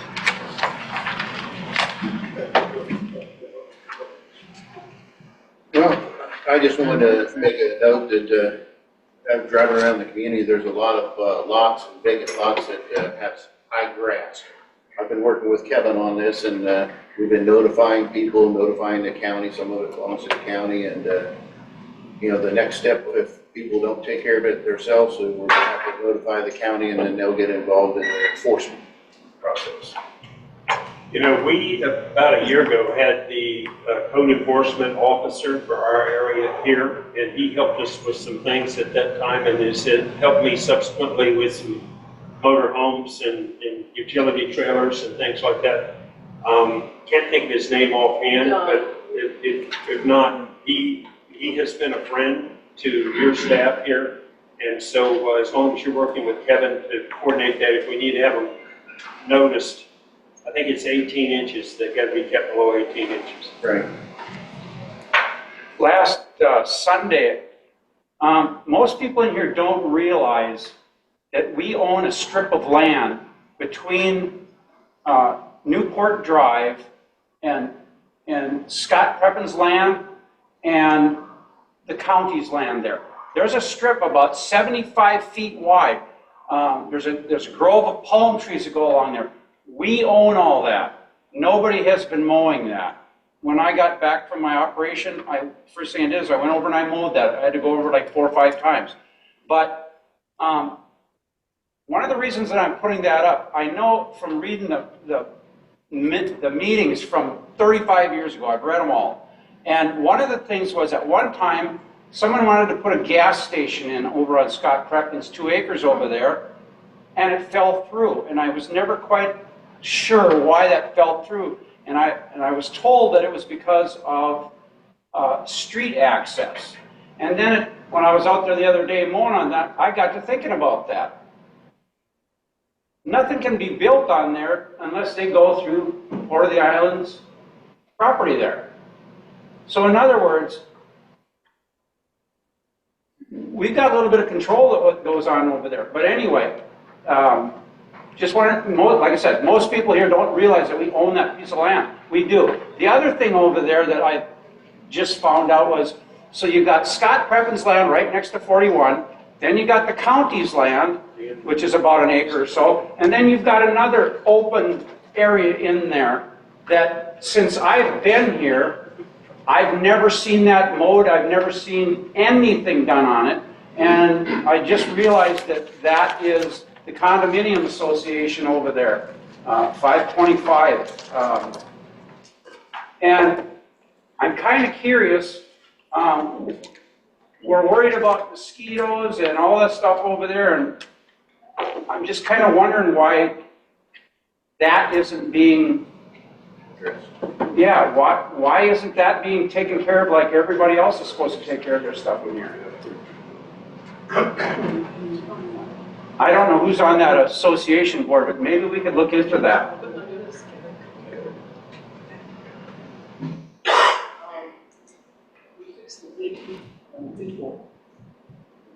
What, by the edges? The irrigation leak finally fixed. So Is anybody seeing anything plumbing wise or landscaping wise or anything else that you think you'd like to see addressed in here? Sir? Could you please come up? Sure.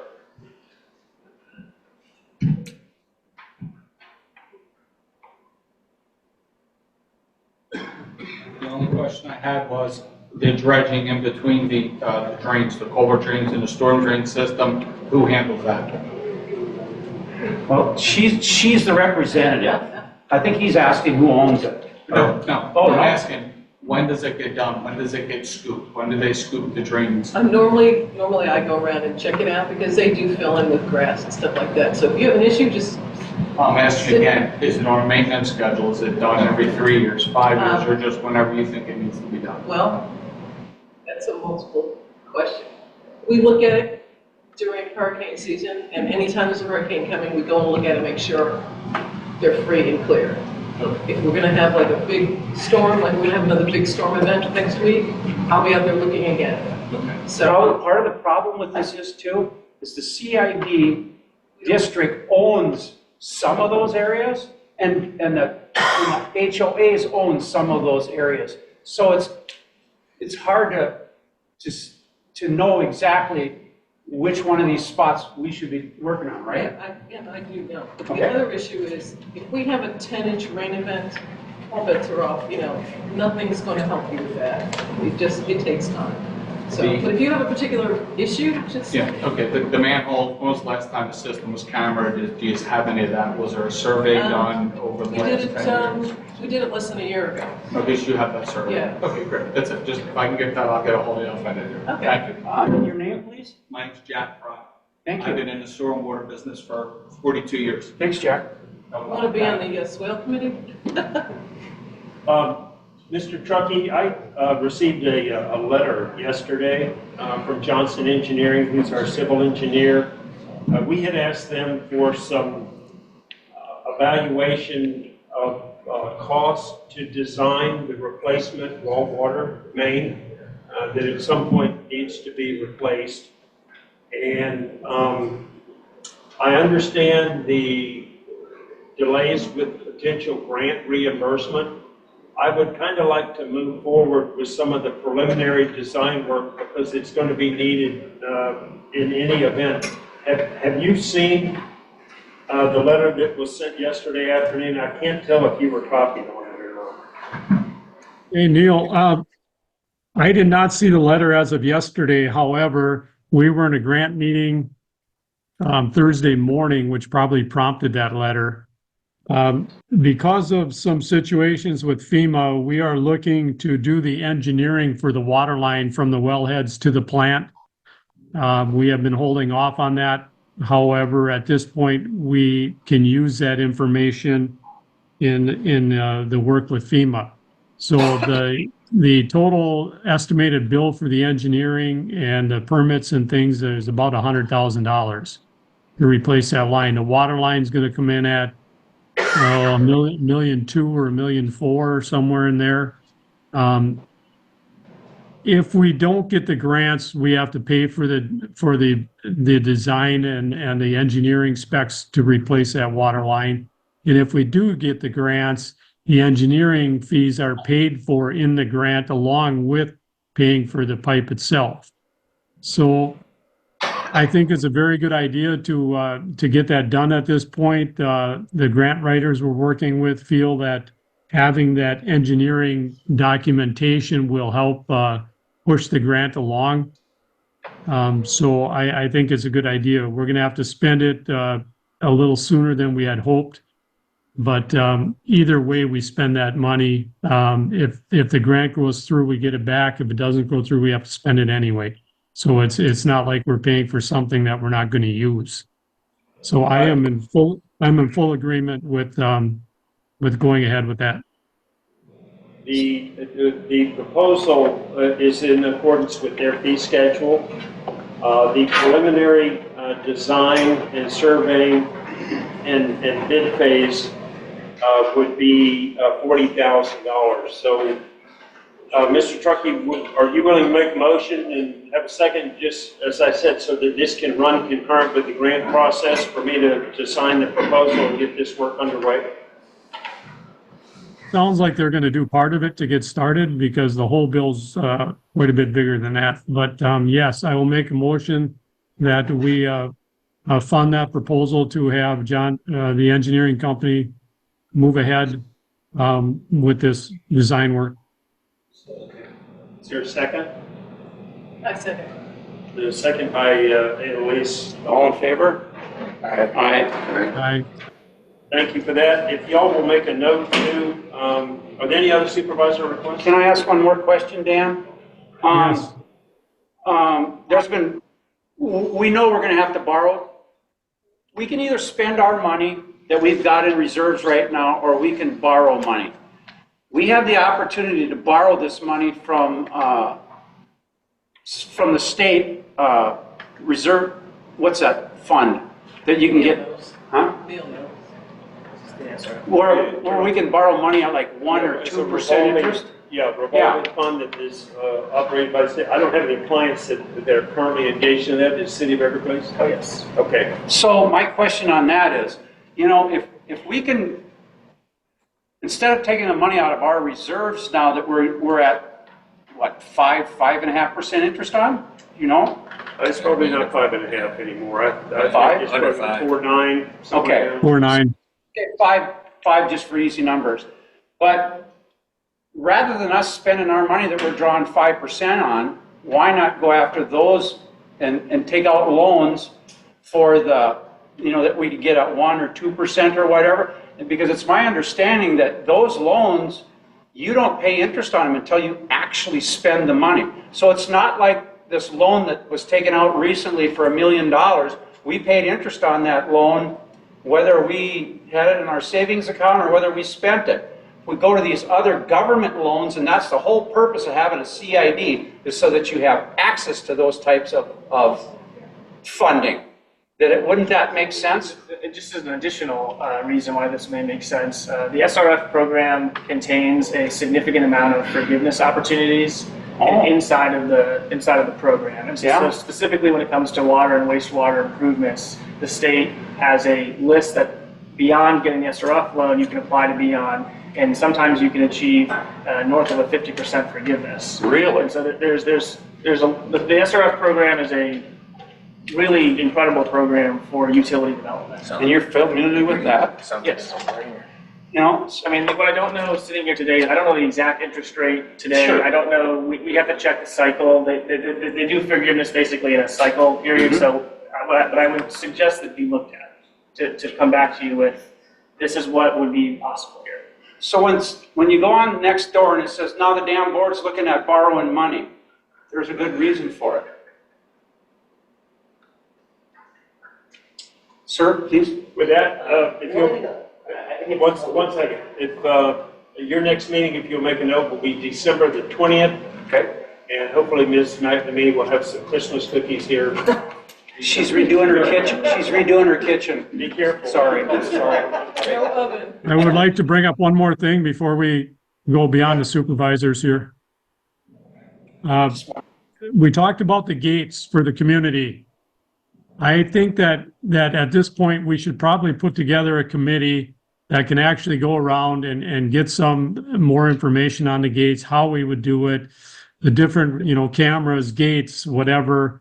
Yes, it goes. No, it doesn't. I think that at this point, rather than just leave it sit there, we get a committee together that's going to look at it and find out if it's going to fly in the community or not. I think a committee could work on that and maybe come back to us in a meeting or two and give us more information on that.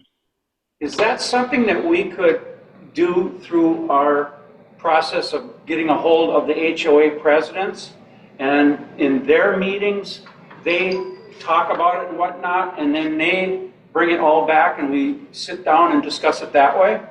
They kind of use those neighborhood reps to do that. Yeah, I don't know that we'd be able to accomplish that in a month or two. I think people are quickly going to be distracted by the holidays, and but you're all welcome to do it.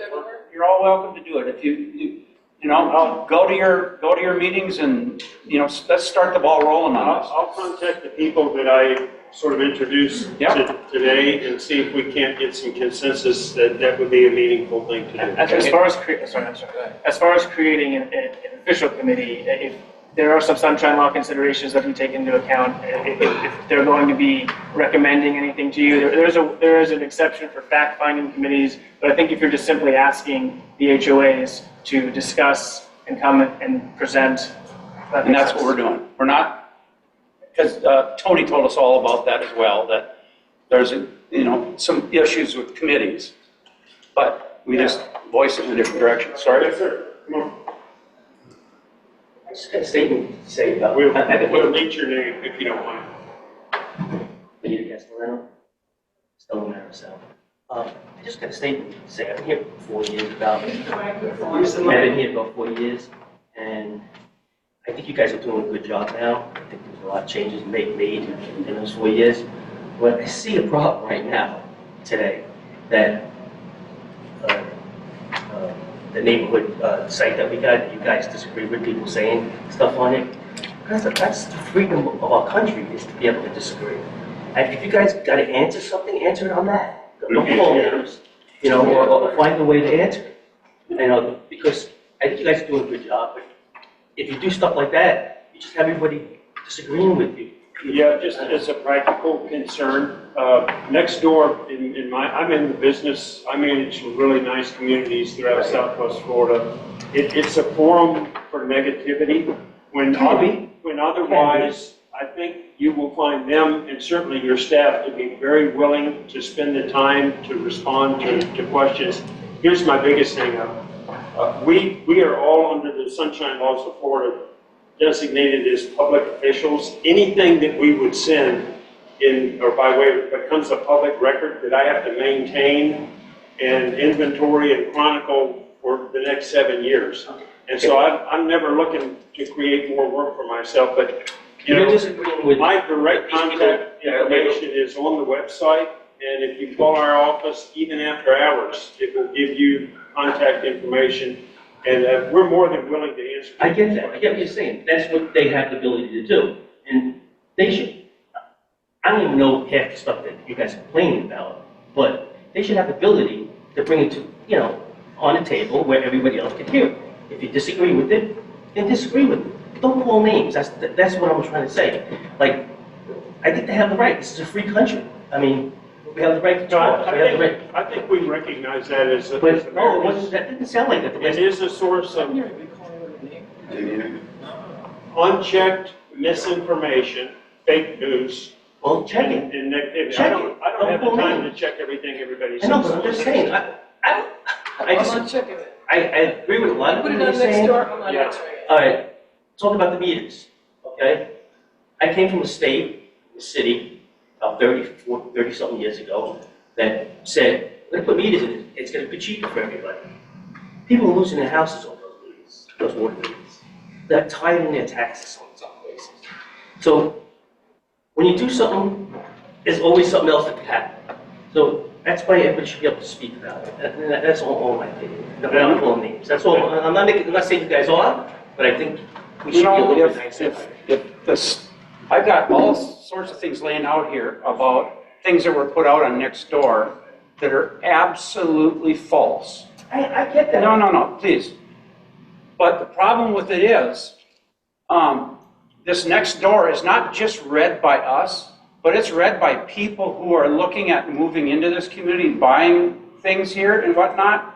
And we actually got a call from somebody from North Carolina who was wondering where they could bring us a truckload of drinking water because our water is polluted with asbestos. This is what we're putting out there. Once you put this stuff out there, you can't pull it back. And so much of it is wrong. No, you can't pull it back. Because if everybody's dumb and follows like a little sheep, we have individual thinkers here. So if your idea sounds great, I'm going to think about your idea. If their idea sounds great, I'm going to think about their idea. So if you're going to promote not talking and not having communication, then you're a communist. You're dictators. And that's my opinion on it. That's all I'm trying to say. Let them talk. Yeah. Let them have the conversation. Answer their questions. Again, we don't have the ability to control what people say. I sense that it is a source of misinformation and things that are generally negative. I think what they're trying to say is the facts are here. We're transparent and we have video. Give these people to. And they can say whatever they want on I'm not that. saying, they could be totally wrong. Yeah, exactly. Totally. But we're just trying to remind them. It's not gonna go on the tape if the You guys conversation. got more power than they got, okay? They have the power of being able to get this little thing they want out. So I'm not. We're not Okay, speaking from the I'm not looking to cause problems. Okay, I'll The stick argument around will for a few minutes. Happy to talk to anybody else here, but you can entertain a motion to adjourn and I'll see you on December the 20th. Oh, you got something? Yeah, we give the old man a chance. Give the old man a chance. You get that Carter fence estimate for the condos, right? So that could go, you give that to the condo. I haven't seen anything from Carter. Isn't that who gave us the quote on gates and stuff? The girl came in here? The one that's on the website. Right, oh, it's on the website. Okay, so it's on the website. Okay, all right. And the other thing is, I get something, I don't know whether anything can be done about it, because I guess I'm just a grumpy old man. The commercial lawn care that comes through here, it's like every day of the week, and I don't like it. You know what I mean? Is there any way we can limit them to certain days? Like definitely not on the weekend, but maybe. Short answer, no. No, that's what I was afraid. And in the absence of deed restrictions that would eliminate, the times or the times of day and the noise, they're public roads unless they're separately gated. And you don't have any police powers or zoning powers to restrict when landscape contractors are running their legal. Sorry. Let's bring this up to. Oh. Yeah, we need input from everybody about this, that kid that was in the service that got killed over here at the hotel. What about the board making a donation to something like that? Is Yeah, that? if you make a motion that it serves a valid public purpose as a memorial. Tell everybody what it is. You have done this before. I think we did, the Collier Waterkeepers organization. I think you made a membership donation to them. I believe it was $500, and you're within your authority to do that. I guess this is the young man that was tragically killed across the street, who was at the hotel. And there's a charity event to raise money. Is it Tunnel to Towers? Angels of Heroes. Angel of Heroes. Well, yeah. For Wounded Warriors of Collier County. They're an eligible 501c3. They're legit as far as you know. If you want to authorize me to make a contribution on behalf of the entire community, similar to what we did for the Waterkeepers organization, that'd be a policy decision. I'd like to do that, but we need to figure out how much. And I like, I think once before we had done $500, and I think that I'm comfortable with that. how's the board feel? Make the motion. Dan, Fine. make a motion. I make the motion that we donate $500 as a community to Angels of Heroes.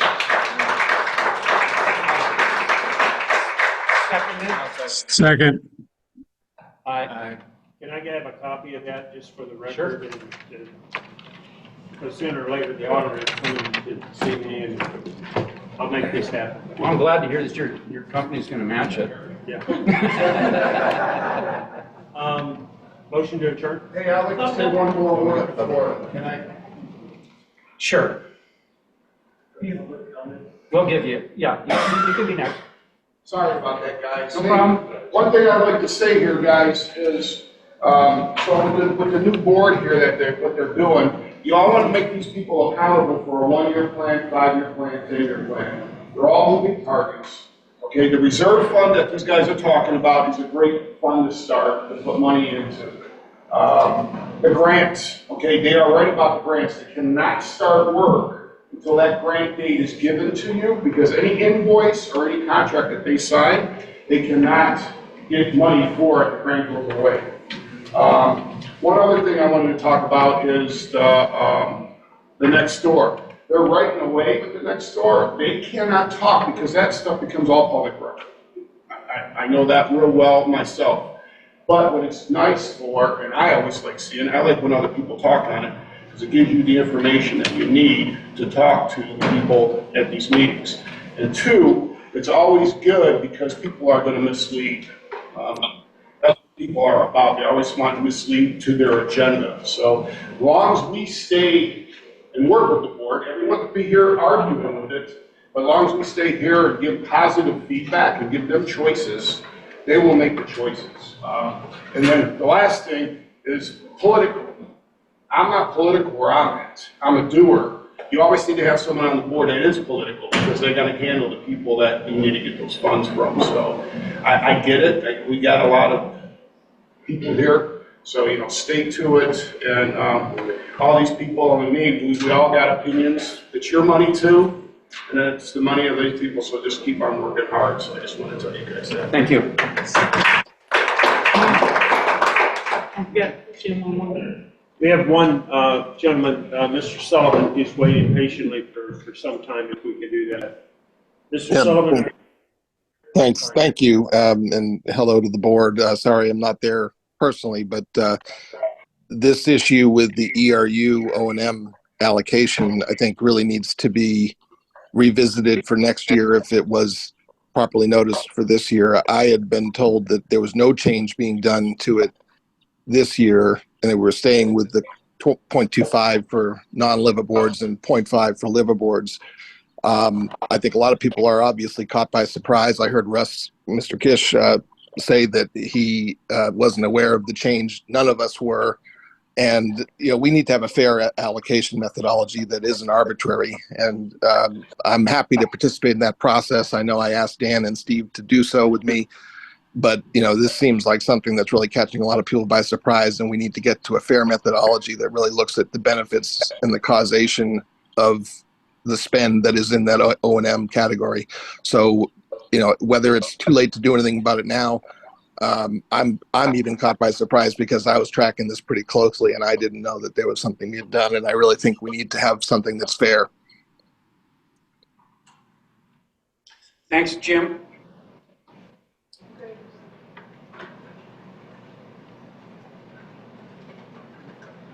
My name is Michael Jura, and I live on a boat. Some things that were said about boats that I don't agree with. When I moved here, my taxes were about a quarter of what they are now. In 6 years, they've gone up 4 times. When I moved here, when you buy a place, you expect your taxes to be consistent. The Constitution of the state of Florida says that your property, if it's a non-homestead, your taxes, property taxes should go up over 10% a year. If it's homesteaded, your taxes can't go up over 3% a year. That's in the Constitution. These are obviously not exactly taxes, so I think you're not violating the Constitution, but you're violating the spirit of the Constitution. Something about boats, everybody isn't a millionaire. I live on Social Security, I'm retired. So when my taxes go up 50% a year, which they've done with my CID this year, it's gone up almost 50%. And I was at a meeting where you guys said you were going to put it off until next year. And I don't know how that happened. I didn't get to all the meetings. But you said, somebody said that the boat people have just as much impact on all the other operating expenses, and I don't know if that's true. You just said it without any evidence or studies. I looked at water usage, and the amount of water used by boats and marinas is significantly less than a home or a condo. In my boat, I have a garden hose that's a 3/4 inch that supplies all my water. I fill a water tank that holds 250 gallons, and that's my water supply for a week. If you put in a water meter and I have a $100 a month base charge, that's going to be 25 cents a gallon for my water usage. That's pretty expensive. I think I'll be subsidizing somebody. The marina has no wastewater usage, so we don't use any of the treated effluent. We don't have any of that. We don't have parking spaces. All I own is a slip in the water. Owning a slip, I'm not allowed to homestead my property, even though it's a home just as your home and just as your home, but I can't get those homestead exemptions along with other protections for my property. So I'm at somewhat of a loss why that's fair. Also, we don't have a parking lot, so we share parking with Tom. Nobody's done a study on how much parking boat people use. Nobody's done any studies on how much infrastructure we use. We don't have any landscaping. We don't use any treated water whatsoever. I don't think we have any storm runoff, so we don't use your storm water. If you took out all the roads, we could park in Tom's parking lot the way we've always done it. We just drive in through 41.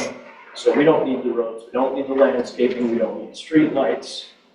Thank you. Those are just some thoughts on and when this current board started, they had a consultant who said that the ERCs and everything we had at the time were appropriate and standard for those types of situations, and you guys didn't like that, so you got another consultant to get the answers you wanted. Thank you. Any others?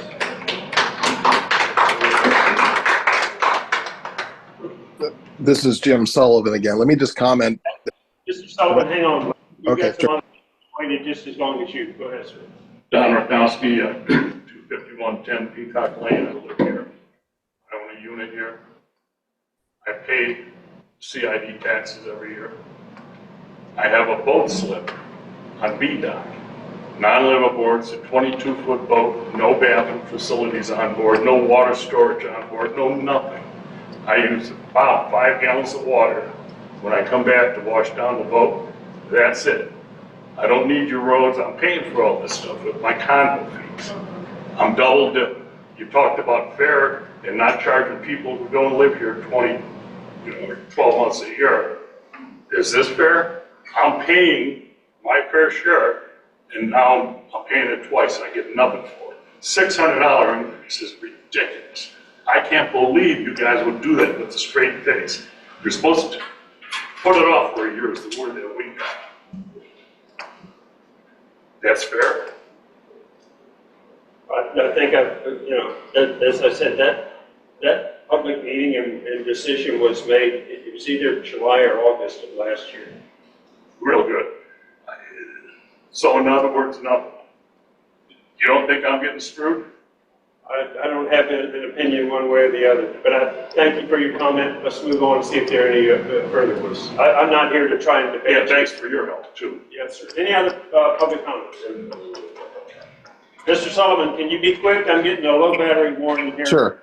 No, well, just to, the issue is really just that it is not a uniform benefit. It's not a uniform cause of the expense. The way Miami does it around stormwater is based on impervious surface. And, we need to look at what is the standard. And that's the reason that our prior consultant had come up with originally 0.25 for boat slips across the board. And we came to a compromise at that meeting last August to say that it would be agreed that it would be 0.25 for non-liveaboards, 0.5 for liveaboards. And somehow this change was put through with a lot of people not knowing about it, including me. So I just think that, we need to get to the right process and methodology. And I'd like to see the methodology report. I'd like to talk to that consultant. And if you can send it to me or someone can send it to me, I'll take it from there. This is, obviously a shock to a lot of people. It doesn't have to do with the water, but it purely has to do with, what is in the O&M budget line items and how are those being allocated. Yeah, again, I believe the work that was commissioned for the methodology is already on the website. You can look at that at your leisure, as was one the year before we arrived. If you encounter any difficulties, just send me an email. The stormwater utility based off of the impervious area was attempted here in Collier County, I think 4 years ago, and there was such enormous public opposition and outcry that it was tabled indefinitely. Not to say it may not be in effect in Dade County or other places, but it was attempted here 4 years ago. But I appreciate your opinion. Motion to adjourn. I make a motion to adjourn. Second? Second it. All in favor? See you all on December the 20th. Thank you.